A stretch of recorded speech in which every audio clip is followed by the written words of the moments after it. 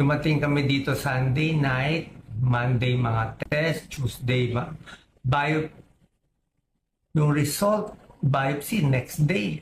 Kuha agad. Tapos pinadala pa dugo ko for genetic testing abroad. Nalaman na yung kalaban, ang pangalan, sarcoma. Very rare, marami tayong sarcoma sa atin.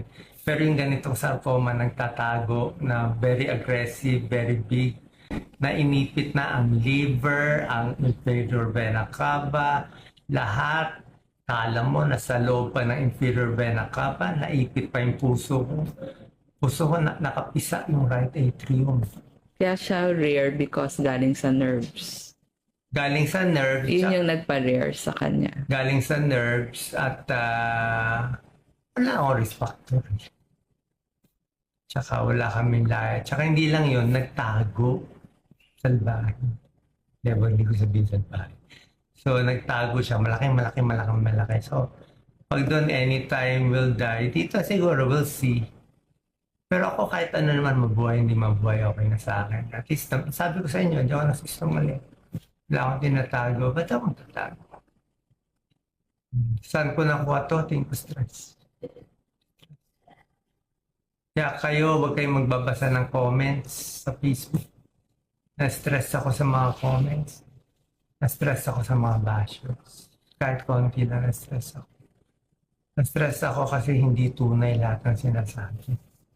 Dahil sobrang kung kayong mahal. Sobrang mahal kong Pilipino. Sobrang mahal kong mapamahirap. Tapos, sasabihan nila na hindi ako na ginagamit ko lang, loko ko. Anyway, wala naman ako. I'm out already. I'm natin. And, nilungkot ako. Una, pero hindi. Kaya nga ako na. May purpose pa ang Diyos.